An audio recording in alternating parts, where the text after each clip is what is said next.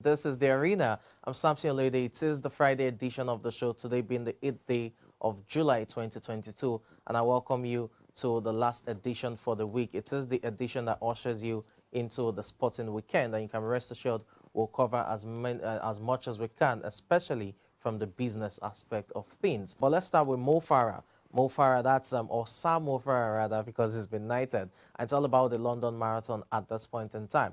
The latest about the London Marathon scheduled to take place in October is that Sam Mo Farah, the four-time Olympic champion, will be participating in that marathon. And more importantly, he will have to run the big half, as the marathon is known, in September, to be able to prepare for the London Marathon. Now, for those who do not understand, the big half is half a marathon. It's not a complete marathon. It's just half of a marathon race, and it serves as a preparatory, race to the big one, which is the London Marathon that will take place in October. So September we would have, Mo Farah back on the road, racing with the big half, as well as competing at the London Marathon. Now, for the four-time Olympic champion, who is 39 years, by the way, this will be his first marathon since 2019, where he has battled with injuries, among other issues. And for his appearance at London Marathon, the best he has offered was in 2018 when he came third, winning, finishing third in the race. So expectations are a bit low when it comes to winning the marathon, but you can't rule it out from, the marathon legend himself, that he can definitely have just one last race in his legs, as it were. So London Marathon, October, Mo Farah will be there, or Sam Mo Farah will be there, and can rest assured he will race at the big half in September as a preparation for the London Marathon. Still talking athletics, let's talk about the most decorated female Olympian of all time.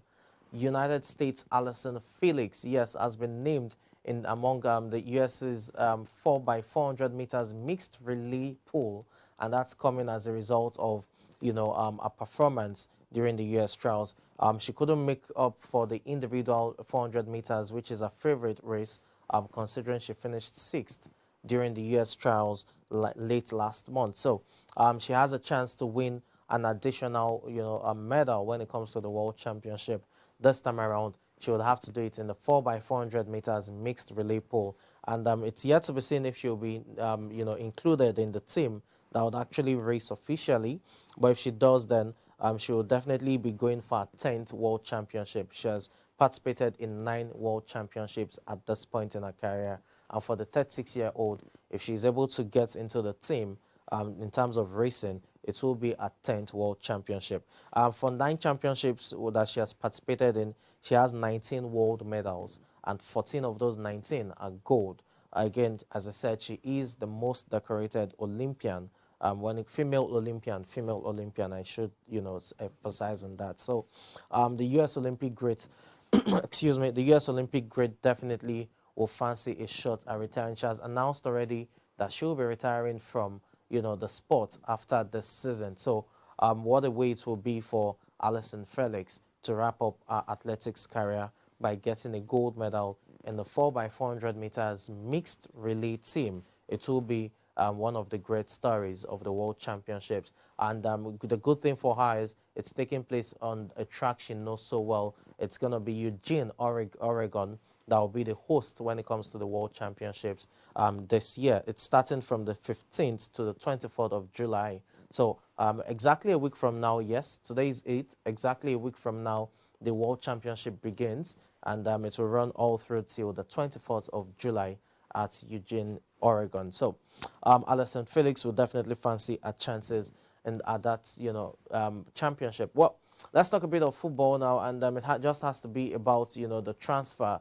Remember, the window is open, and it's all about various speculations, clubs trying to reinforce, their teams to be able to stand a good chance to compete when it comes to, the upcoming seasons, be it the Premier League, the Spanish La Liga, or the Italian Serie A, among others. But the big one has to be Raheem Sterling. Manchester City signed him for £49 million from Liverpool in 2015, and after 9 years, at 7 years rather, at Manchester City, he has now agreed terms with Chelsea Football Club and is said to be the first big name signing of the Todd Boehly era. Remember, Chelsea have made one or two signings, but the big name signing for the beginning of this era will be Raheem Sterling from Manchester City. For Sterling, he scored 131 goals in 339 matches for Manchester City over the course of 7 years. 131 goals in 339 matches. Quite, a decent return, you must say. But last season, he was only able to score 13 goals in 30 league matches.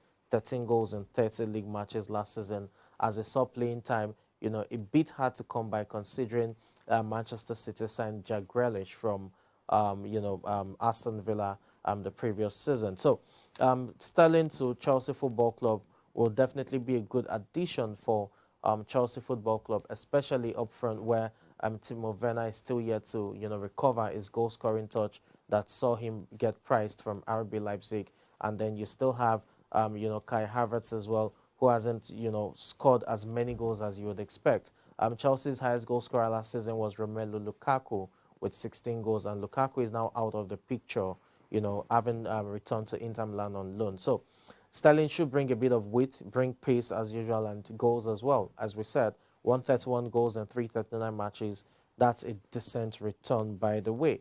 Okay, so now it's time to talk a bit of tennis. Yes, I said earlier that Nick Kyrgios is into the semi-final of Wimbledon and will be taking on Rafael Nadal. And as I said earlier as well, I said it will be their third, matchup at Wimbledon. Newly promoted French top-flight football outfit Auxerre and Academia have upgraded their partnership in a move that sees the education technology platform become the main shirt sponsor for the 2022-2023 League On season. Academia's logo will feature on the front of all Auxerre's kits, expanding a partnership first agreed in 2016 when the brand obtained the naming rights to the club's training center. Academia's partnership with Auxerre will see the club's young players continue to receive educational support, having overseen the formal schooling of the academy since the original agreement was signed. Still talking football, Manchester United have named the US IT services firm DXC Technology as their new shirt sleeve sponsor and official digital transformation partner. DXC replaces household manufacturing company Kohler on the shoulder of the Premier League clubs playing apparel for the men's and women's and youth teams, with the brand also becoming a partner of the Manchester United Foundation. The technical element of the partnership will see DXC take control of United's digital presence, including their official website, media platforms, and applications.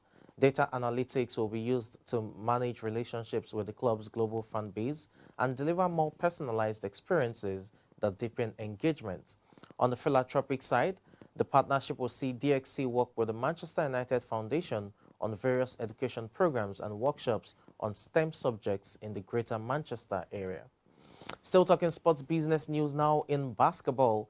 The NBA's Sacramento Kings have confirmed a new multi-year betting partnership with Red Hawk Casino from the start of the 2022-2023 season. The new agreement, which designates Red Hawk as the team's official casino partner in California, covers a host of activation opportunities at the Kings Golden One Center in the company's off-site locations.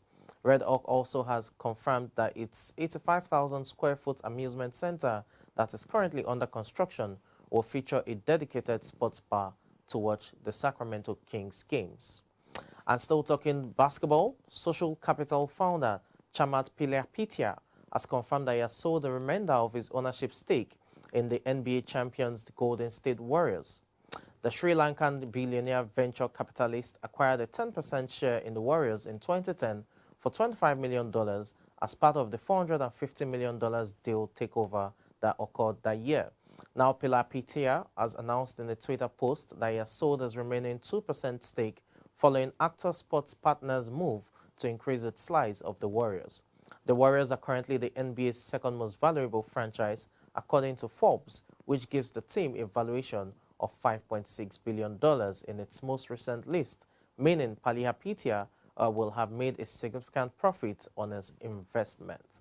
And that's about it when it comes to keeping you abreast of the latest sports business news. And we're still talking business on the show, and this time around, we'll talk about the Golden State Warriors and how their latest, championship has evolved in them being a template to win, to become the most valuable team when it comes franchise, as it were, when it comes to the NBA. Now, the Warriors were ranked number 2 on Forbes 2022 Business of Basketball rankings at $5.6 billion, while the Knicks were valued at $5.8 billion, coming up top. And the Los Angeles Lakers were third on the list, valued at $5.5 billion. But if Steph Curry, Draymond Green, Klay Thompson, and the likes keep on adding Larry O'Brien trophy to their cabinet, then they could challenge the Knicks for the top spot. Now, it must be said that the Warriors are a modern dynasty, winning 4 of the last 8 NBA titles, making them a dominant force in the league. Meanwhile, the Knicks are yet to win a championship since 1973, but somehow have held on to that top spot. Now, for clarity, as much as the Knicks have not won, a championship since 1973, there are various reasons why they are still, the dominant team in terms of being the most valuable in the NBA. In terms of revenue, the Knicks had $299 million in revenue last season, and while they had an operating income of $71 million. Now, the Knicks also have an advantage of playing in the nation's largest media market with a metro area population of over 19 million people, I beg your pardon. Meanwhile, the Warriors, on the other hand, have a revenue of $258 million, while their operating income is $44 million. And it must be said that Actor Sports Partners that bought a minority stake at Golden State Warriors last year, the Warriors are still playing, in a smaller market despite that, as California's market where they play has an area population of just 4 million people. Meanwhile, the Lakers have a revenue of $316 million and their operating income is $63 million. Remember, the Lakers boast one of the all-time greats, LeBron James, and they also play in the country's second biggest market with a population of 13.2 million people. So all of these things definitely, play a part in how the various franchises are able to make money off, media rights, their games, get receipts, tickets, merchandising, among others.